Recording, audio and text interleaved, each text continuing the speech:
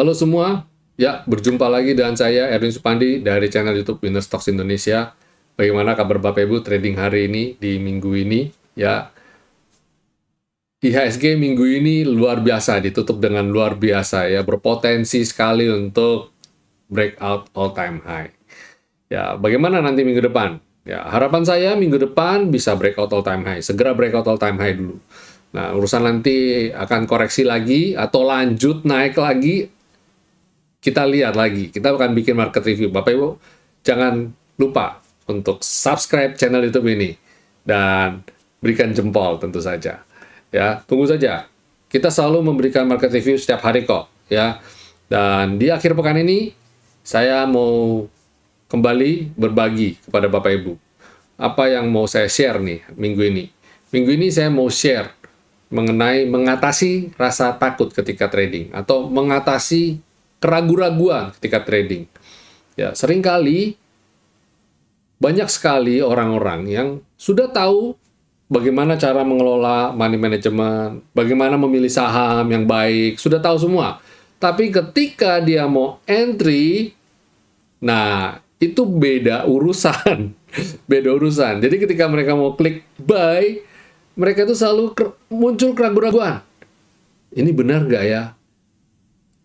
Bagus nggak ya? Naik nggak ya?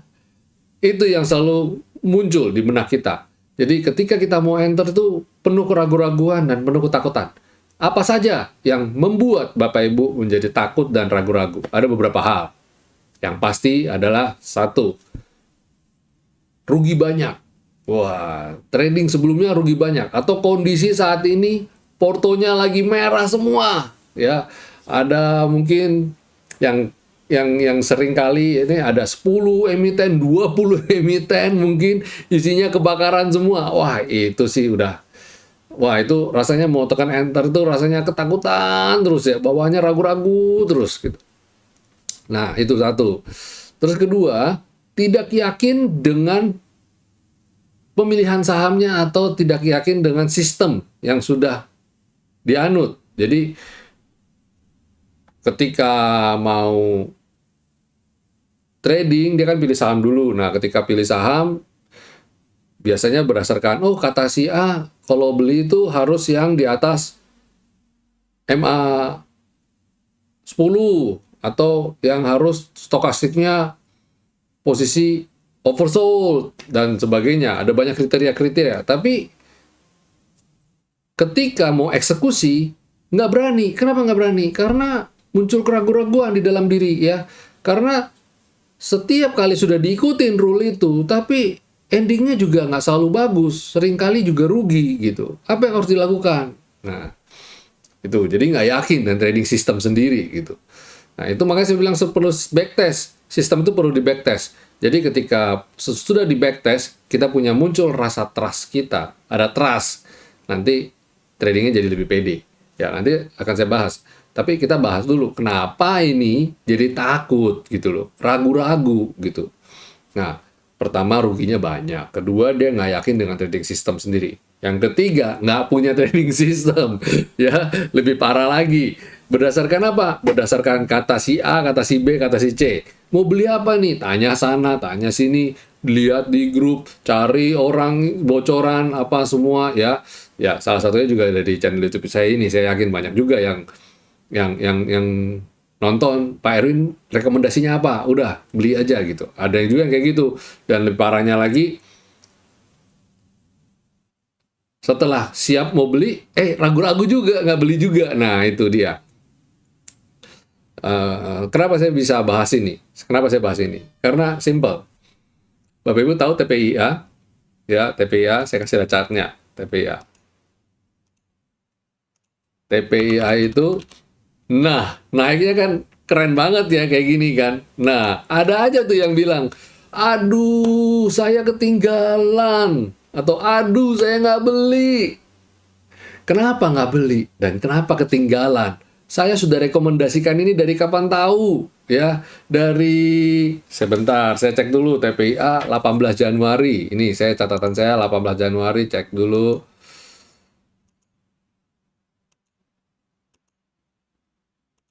Nah, 18 Januari udah rekomendasi nih, ya. Nggak percaya? Nih, saya kasih lihat nih. Ini 18 Januari ya. No, saya kasih lihat ya.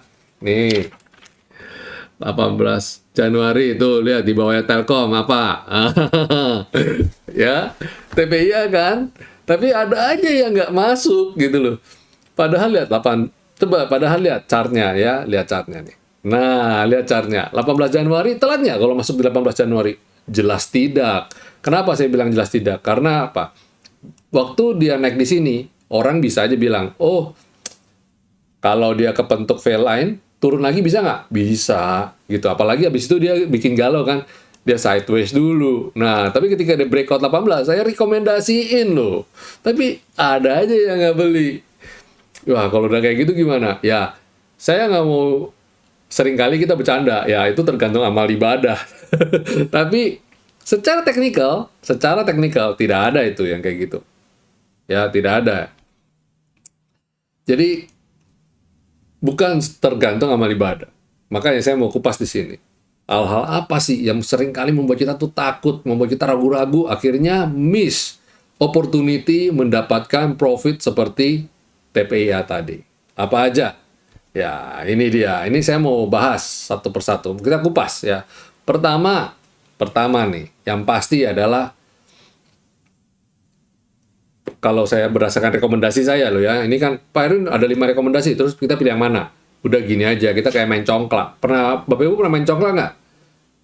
Ya, taruh biji ya di masing-masing kolom gitu ya. Nah, nomor 1 adalah saya bukan suruh 5-5-nya entry ya, tapi gini. Kalau mau masuk 5-5-nya juga pada dasarnya masih oke, tapi taruh porsi kecil. Kita taruh benih kecil ya, 1. Umpamanya Bapak Ibu masuk 1 juta, 1 juta, 1 juta, 1 juta. Nah, bisa nggak? Bisa. Nanti dalam 3 hari kita review 1 juta, 1 juta ini berkembang apa enggak. Kalau berkembang, kita mana yang berkembang? Yang nggak berkembang kita cut, kita potong, kita masuk lagi, pindahin ke yang itu tadi, yang sudah berkembang gitu ya. Jadi masuk bertahap, kecil-kecil dulu ya. Nanti mulai yang satu di-cut, pindahin. Nah, itu oke. Terus yang kedua, masuknya bertahap. Kedua, kita harus memanage risiko kita. Pastikan level stop loss-nya sudah jelas dulu. Jadi dari emiten yang tadi dipilih, kalau turun harus tega, cut loss. Itu udah pasti. Dan salah satu syarat dari keluar dari keraguan-raguan dan ketakutan tadi adalah harus berani rugi. Ya. Nah, kalau mau menghilangkan rasa trauma cut loss, balik lagi ke syarat nomor 1 tadi. Masuknya dikit-dikit, jangan banyak-banyak. Ya, jadi nomor 1 dan nomor 2 ini saling keterkaitan. Nomor 1, masuknya jangan banyak-banyak, dibagi. Nomor 2, harus berani cut loss. Nah, nomor 1 dan nomor 2 ini saling berkaitan. Oke? Jelas ya Bapak Ibu ya. Ya, rule nomor 3 adalah kurangi bobot nilai uang yang ada di dalam saham. Jadi selama ini mungkin yang membuat Bapak Ibu ketakutan itu adalah ketika dia swing, naik turun, itu minusnya walaupun belum ketemu level cut loss, tapi minusnya bikin deg-degan. Nah, artinya Bapak Ibu harus kurangin posisinya, size-nya, ukurannya, besarnya. Kalau dulu Bapak Ibu sekali masuk di dalam itu ratusan juta, sekarang kurangin jadi puluhan juta aja, atau kurangin jadi belasan juta aja. Kenapa? Itu kita mulai menata hati lagi, ya, menata hati lagi. Jangan model balas dendam ya. Kalau kalah 100 juta, masuknya 200 juta. Itu sama aja bohong. Itu gambler, itu tipikal gambler. Kita nggak mau begitu. Kita harus ngurangin posisinya. Sampai ketika kita mulai merasa, oh kita udah mulai konsisten nih, mulai menang-menang lagi nih ya. Mulai profit lagi, profitnya udah mulai konsisten, kita baru naikin size-nya. Harus dinaikin size-nya. Kalau enggak nanti kapan untungnya gitu ya kan. Mumpung lagi untung udah kepegang sistemnya, diperbesar size-nya. Oke? Jadi mulai beraniin, pelan-pelan mulai beraniin. Naiknya juga dikit-dikit, jangan langsung didouble dari 50 ke 100 atau dari 100 ke 200, jangan. Dikit-dikit ya, dikit-dikit. Mulai dari tambah mungkin top up 10 juta, top up lagi 10 juta, top up lagi sampai akhirnya nggak kerasa tahu-tahu psikologinya trading udah bener, udah bagus, nggak ketakutan lagi, nggak ragu-ragu lagi. Oke, itu nomor 3, kurangin porsi atau size-nya ya, ukuran masuknya. Nah, terus keempat, pastikan punya trading system dan punya trust di dalam trading system itu. Syaratnya harus di backtest. Kalau Bapak Ibu tidak punya kemampuan untuk backtest, ya setidaknya kita carilah, cari yang sudah di backtest gitu loh. Banyak trading system, tapi yang di backtest itu nggak banyak. Jadi harus punya trading system acuan yang memang sudah teruji dulu. Ya, itu banyak kok, banyak ya. Nggak cuma winner stock saja. Winner stock salah satunya. Dan kita memberikan data, kita memberikan hasil ujian kita kepada member, kepada teman-teman yang bergabung. Dan saya sudah buat kok videonya beberapa waktu lalu ya. Hasil backtest kita itu 70%. Ya, 70% banding 30%. Winning rate-nya, 70% winning rate. Nah, itu kita uji terus, kita tes terus secara berkala.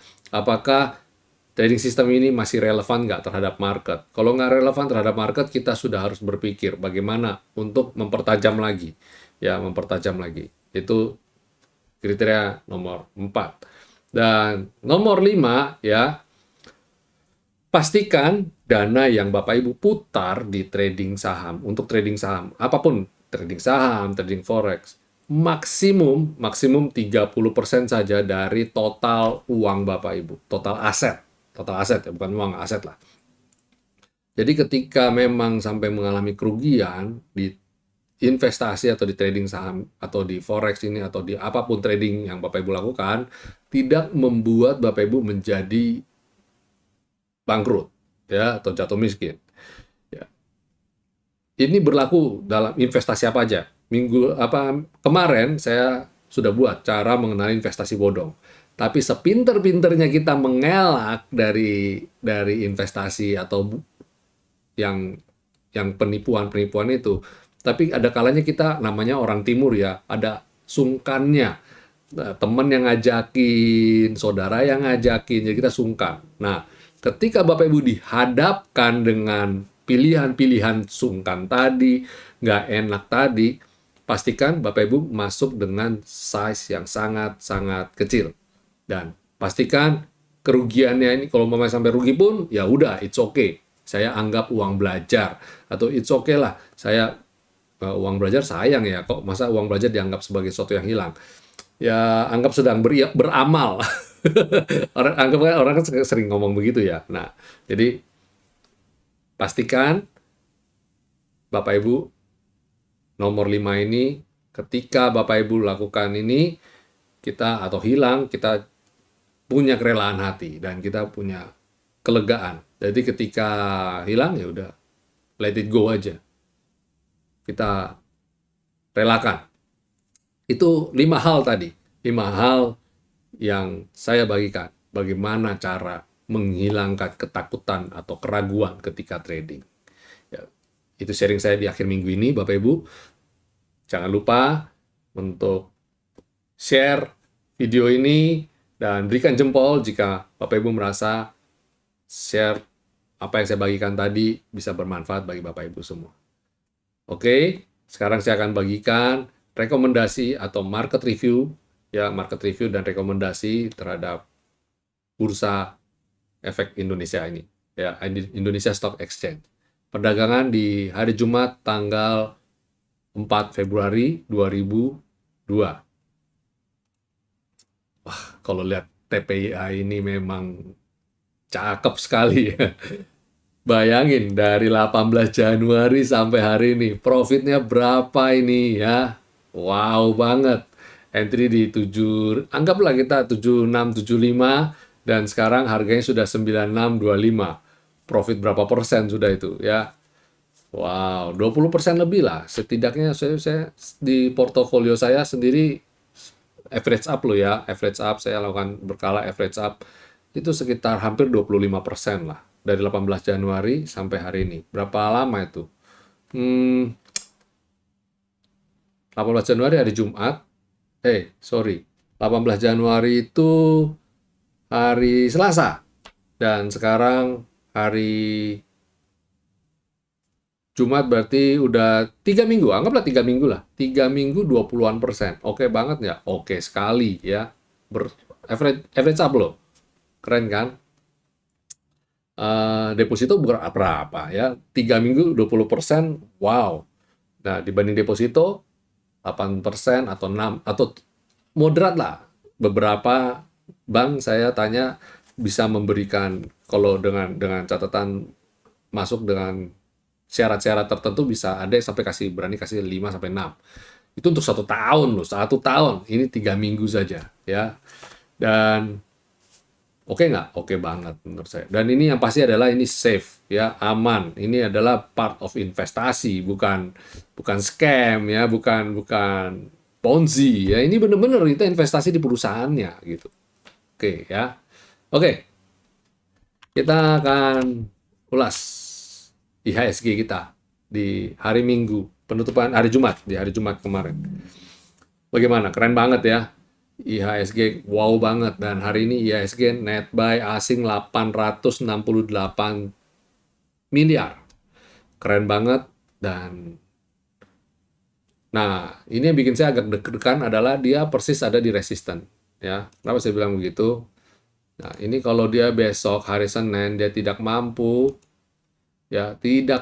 bertahan di areal ini. Nah, ini dia potensi koreksi ke bawah nih, ke 6585.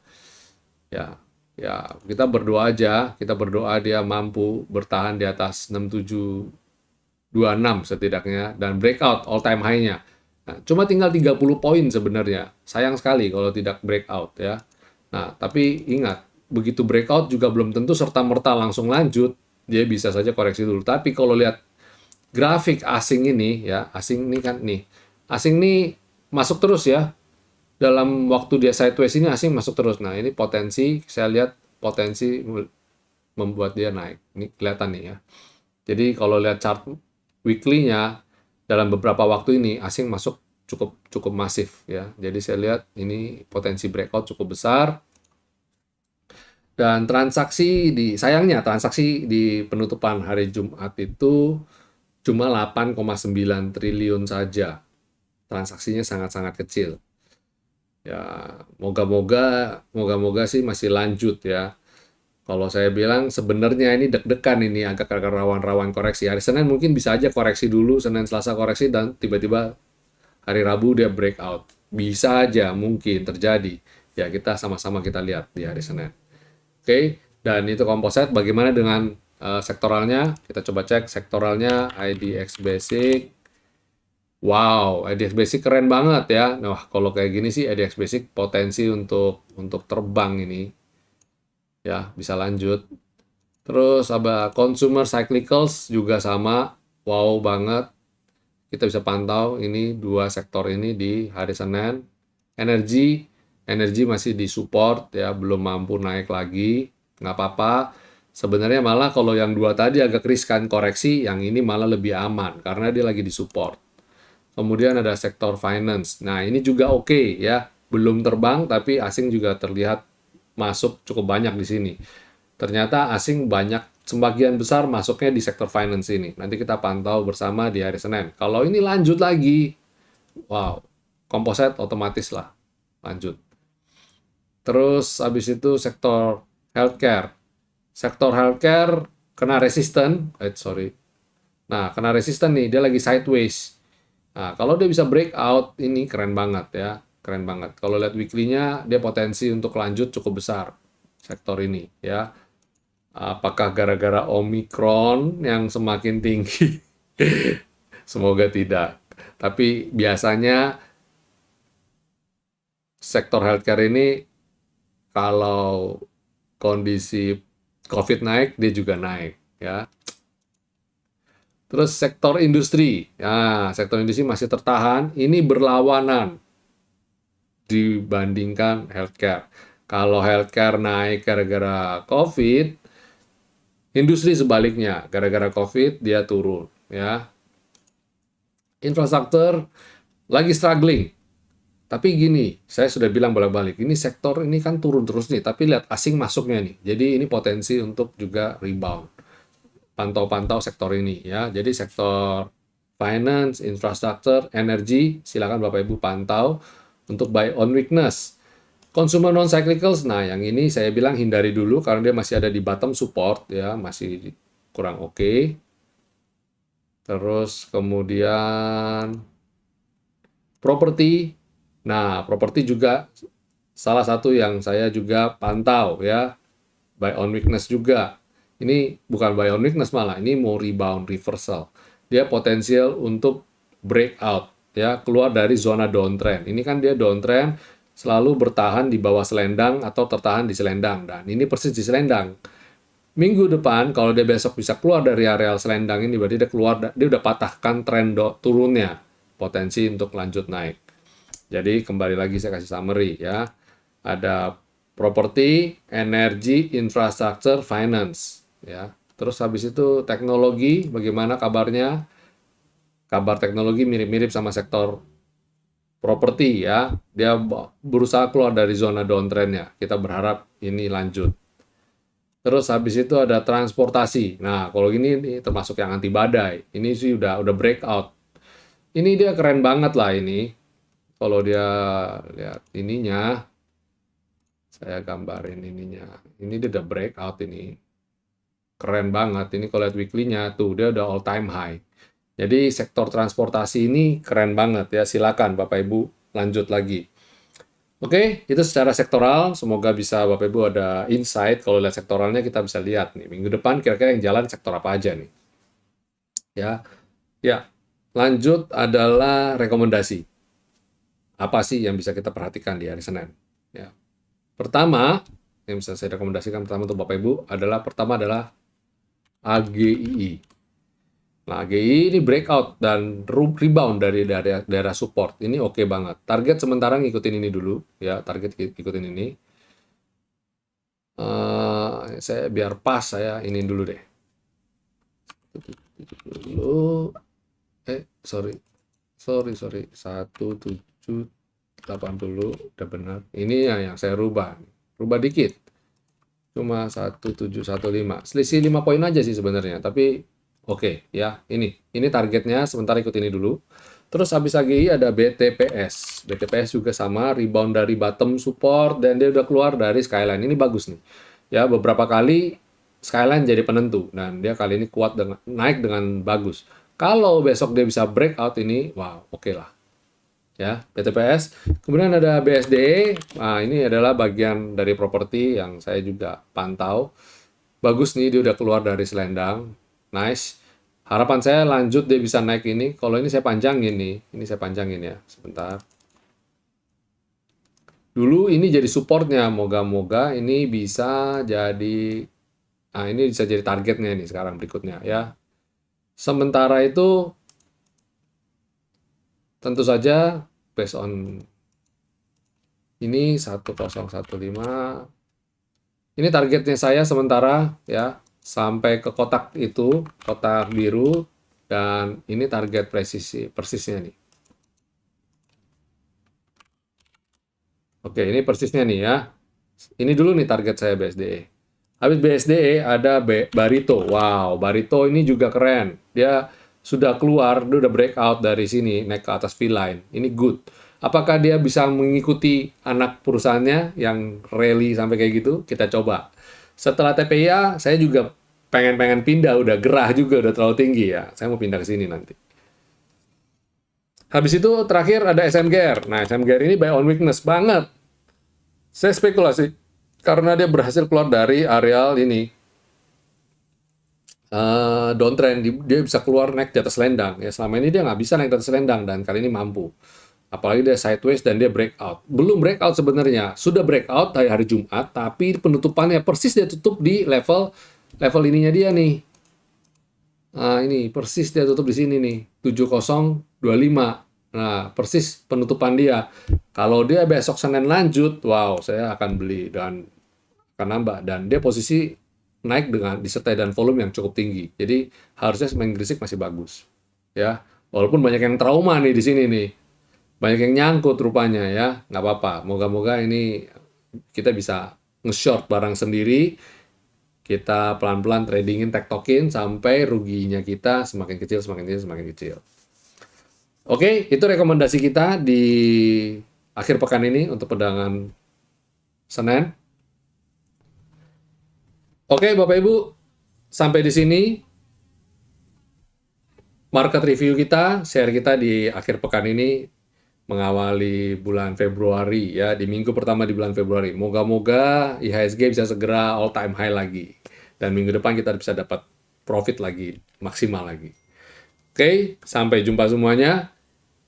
Jangan lupa bikin trading plan-nya. Have a nice weekend. Stay safe, stay healthy, stay strong, and God bless you all.